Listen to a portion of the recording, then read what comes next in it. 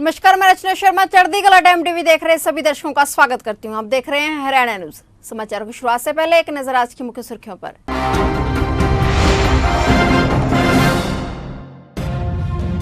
Lockdown में प्रवासी मजदूरों का पलायन जारी, बसों से मजदूरों को किया गया रवाना।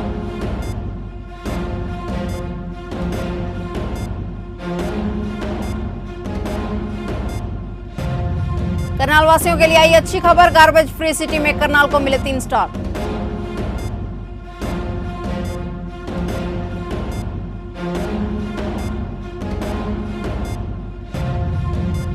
रोहतक में हुई दिल दहलाने वाली वारदात, पति ने चाकू से गोदकर पत्नी को उतारा मौत के घाट।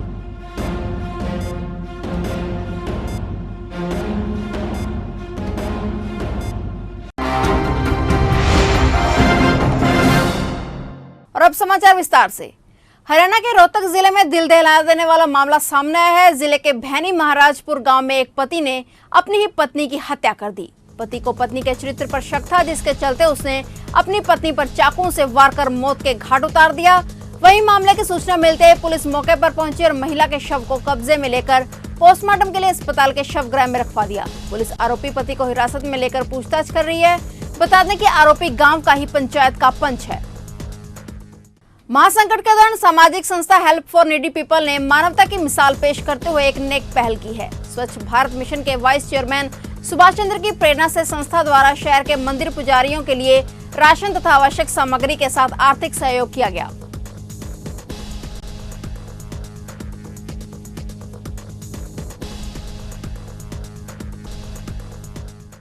करनाल के निसिंग क्षेत्र में प्लाईवुड व्यापारी के बेटे की हत्या के मामले को पुलिस ने सुलझा लिया है। विशु का अपहरण करके हत्या कर दी गई थी। पुलिस ने इस मामले में मोस्ट वांटेड राजेंद्र उर्फ जिंदा को हथियार के साथ गिरफ्तार कर लिया है। मोस्ट वांटेड राजेंद्र उर्फ जिंदा पर 25 से ज्यादा मामले दर्ज हैं, जिसमें विशु के अपहरण की साजिश रची थी।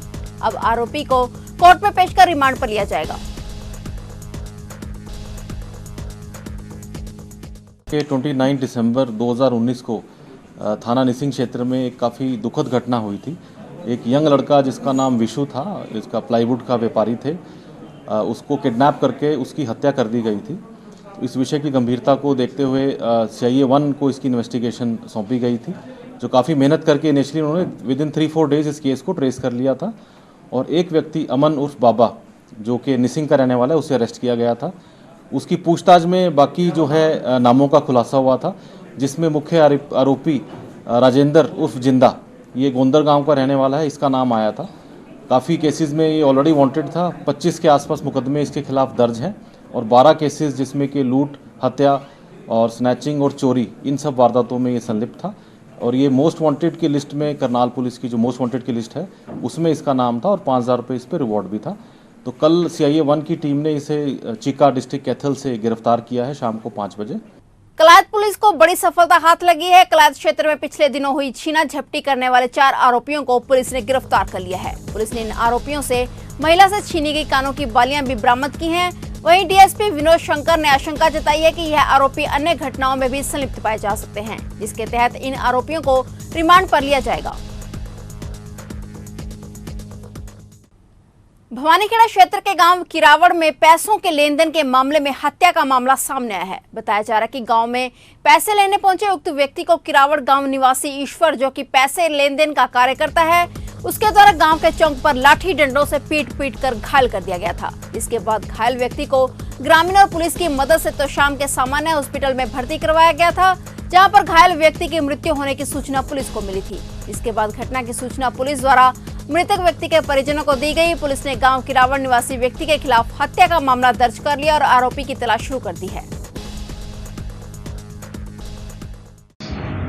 किरावड़ गांव के अंदर रात को सूचना मिली थी, भाई वहाँ एक बंदे को गांव में चौक में लाठी डंडों में पीट रहे हैं। पुलिस मौके पर गई थी, उसको वहाँ से गाँवों की इमदाद से सरकारी अस्पताल तोशाम में दाखिल करवाया।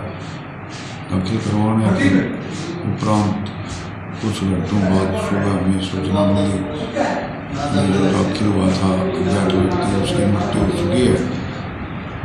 उसके बाद मौके पर पुलिस ने पहुंचकर कार्रवाई में लाई। बयान के आधार पर हत्या का मुकदमा दर्ज किया गया है। पवन वासी किरावड़ जो कुछ पैसों का लेन देन बता रहे हैं, जिस पर मुकदमा दर्ज कर दिया है। मजदूरों को उनके घरों में भेजने का कार्य प्रगति पर चल रहा है, जिसके तहत बुधवार को क्षेत्र में अलग अलग जगहों में फंसे मध्य प्रदेश के मजदूरों को रोडवेज की बसों से फतेहाबाद के लिए रवाना किया गया, जो लंबे समय के बाद अपने घरों के लिए रवाना हुए।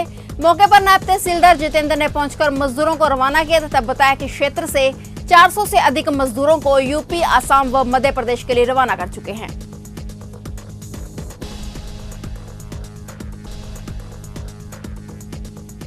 30 आदमियों की लिस्ट थी जिनको हमने शाम को ही इन्फॉर्म कर दिया था कि आपको सुबह 7 बजे बस स्टैंड टोहाना पहुंच जाना है। यहाँ से बस चलेगी, आपको फतेहाबाद लेके जाएगी।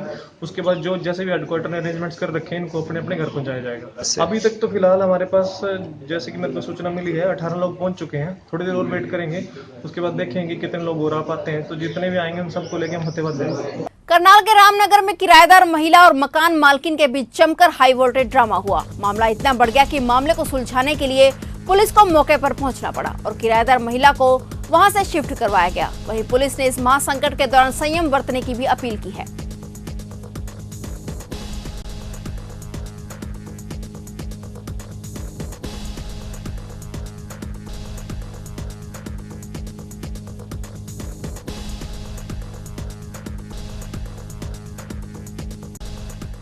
हरियाणा में पर्यटन विभाग की तरफ से बाहर निकाले गए कच्चे कर्मचारियों में रोष है, जिसके तहत करनाल में कर्ण लेक और ओसिस रेस्टोरेंट से निकाले गए 52 कच्चे कर्मचारियों ने विरोध प्रदर्शन किया और फिर से अपनी बहाली की मांग की।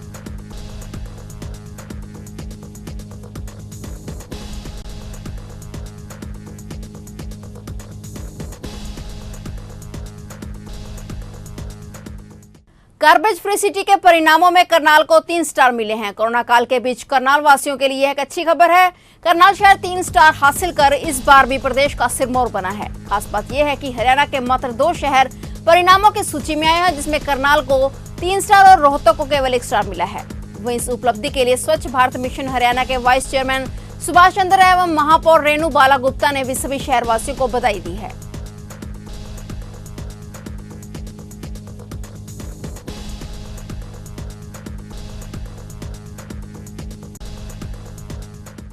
भिवानी महम मार्ग पर भवानीखेड़ा के गांव चांग में बाबा डेकेवाला के नजदीक एक हादसा हो गया, जहां एक कार चालक ने साइकिल सवार को पीछे से टक्कर मार दी, जिसमें 3 व्यक्ति गंभीर रूप से घायल हो गए।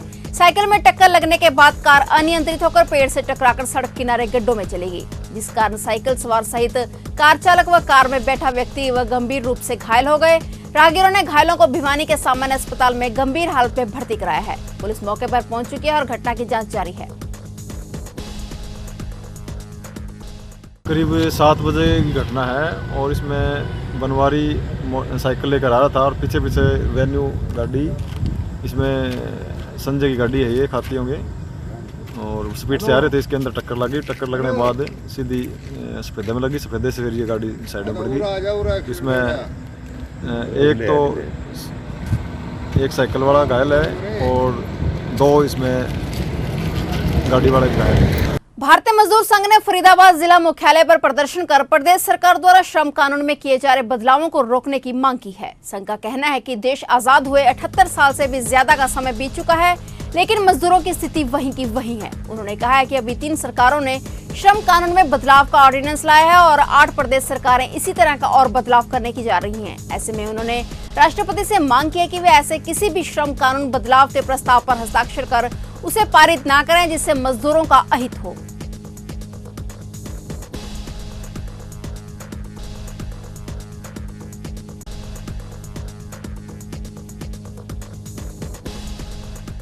एक तो ये जो श्रम कानूनों में संशोधन है, ये तुरंत प्रभाव से वापस हो, किसी भी कीमत पे हमें स्वीकार्य नहीं है। भारतीय मजदूर संघ इन्हें स्वीकार नहीं करेगा।